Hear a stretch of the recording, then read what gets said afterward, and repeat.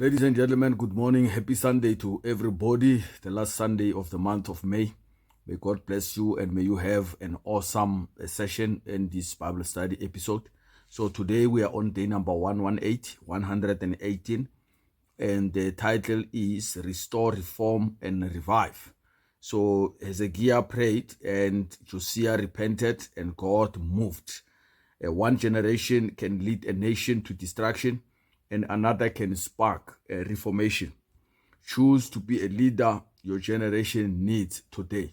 So ladies and gentlemen, this is Naftaly Rantho, and if you are new to the Bible study, please go and check the previous episodes we had. We started in the beginning of the month of January, and it has been a blessing indeed until this far. So we are continuing, and today we talk about, we are reading the book of 2 Kings chapter 20 up to 22.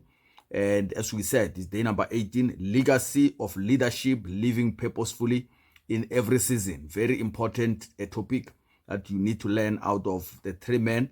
Which one are you going to go for? So now, chapter by chapter summary and life application of these three chapters. So 2 Kings chapter 20, Hezekiah's life extended and legacy decision. That is the main message of that chapter. So Hezekiah's illness and healing, when you check verse 1 to 11, Hezekiah is told by the prophet Isaiah that he will die, and he turns to the wall praying sincerely, and God grants him 15 more years for him to live. And as a sign, God turns back the shadow on the sundial. That was a supernatural miracle, because he asked the prophet, how must I know that what the Lord has said will happen to me? I will get healed.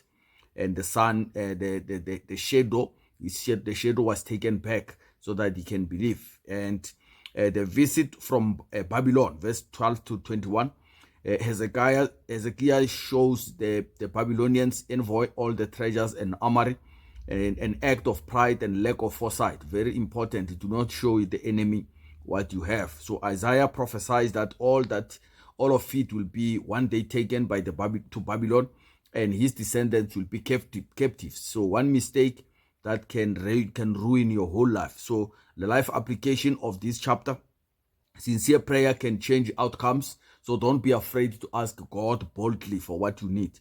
So in terms of family, legacy matters. Think generational in decision that you make. Think about the generations to come.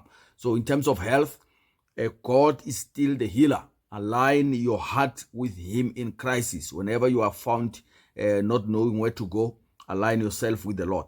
Finance, don't flaunt wealth. Steward it in humility and vision for the future. So all the time, make sure you think about what is coming in future. So now, 2 Kings chapter number 21, Manasseh and Ammon, when leadership goes astray. That is the message you'll find in that chapter. So Manasseh's evil reign, verse 1 to 18, is talking about that.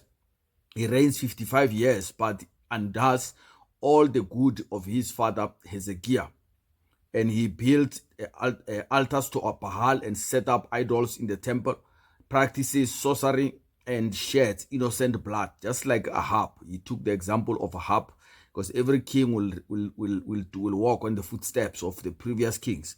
So his rebellion provoked God's judgment, and that is what brought problems upon the land. So Ammon's short and wicked reign, that is the next subheading you find in verse number 19 to number 26. Ammon follows in his father's footsteps and is assassinated by his servants. So life application for this chapter in your life: it is easy, spiritually it is easy to destroy in a generation what took a lifetime to build.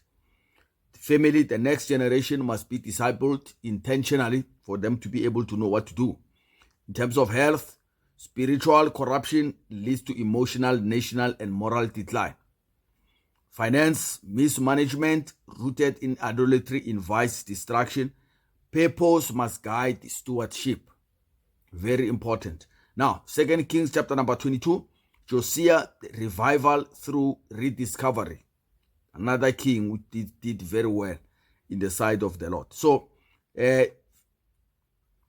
Josiah's righteous reign, verse 1 to 2, it shows you he reigned like David. He becomes the king at 8 years old, and he chooses to follow the ways of David, doing right before God, not doing good, doing right, because doing good doesn't please God. What pleases God is doing right. So you must decide which you are going to do. You are going to do good, or you are going to do the right things, because good things will make everyone to love you, yes, but that doesn't mean that you are actually succeeding.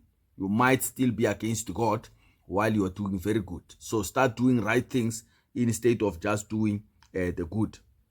Now, let's go ahead and finalize. So the temple is repaired and the book is rediscovered. If you check verse 3 to 13, they found the book. Orders the temple to be repaired. That is now this young king.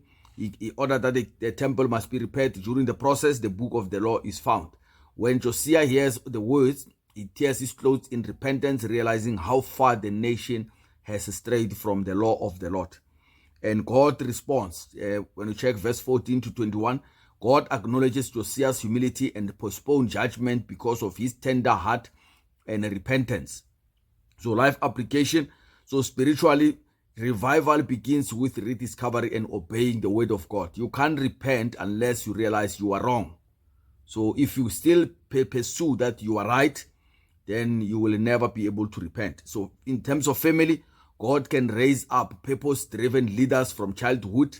Invest in your children early.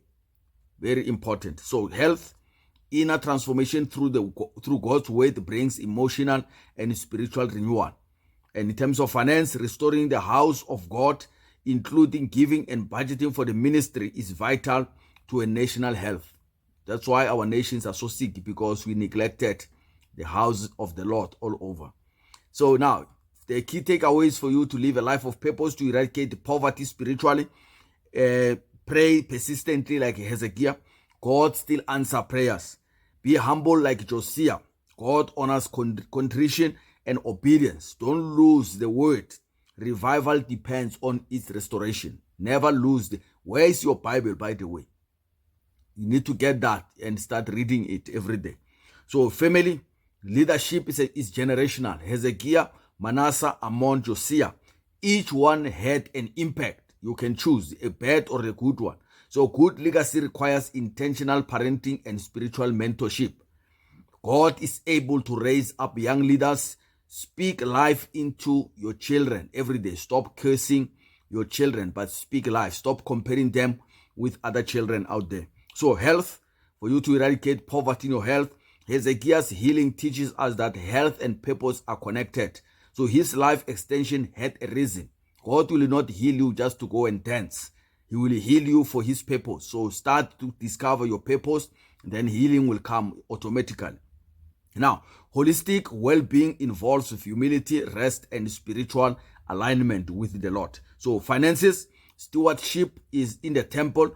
Restoration reveals that the spiritual awakening also requires financial accountability. Use wealth to honor God, not for prideful display. Future generations suffer or benefit from today's financial decisions and values that we carry. So in closure, your spiritual legacy is built daily. Like Josiah, you can spark revival. Like Hezekiah, you can pray for breakthrough. Like Manasseh, you can see how poor leadership brings devastation in the nation or in the life of someone. So the choice is yours. Lead with purpose and live with regrets. You choose what you are going to do. So today, choose to rebuild what is broken in your heart, in your family, in your finances, and in your nation. So ladies and gentlemen, you need to take a decision in your life. You need to take a decision. I can't take it for you. I took my own decisions. To be here and doing this Bible study is not easy, as some would think that it is a role play. It's not a role play. This is happening in real time. And what I'm sharing with you is what is happening in reality. And it is not being edited for any reason. It is coming straight as it is, as I have been going through such things in my life. So lead with purpose or live with regrets. That is the last thing I'll leave with you. May God bless you. Have a great day. Go to the church, pray, ask God to speak to you and show you your purpose. God bless you. I salute you all. Bye-bye.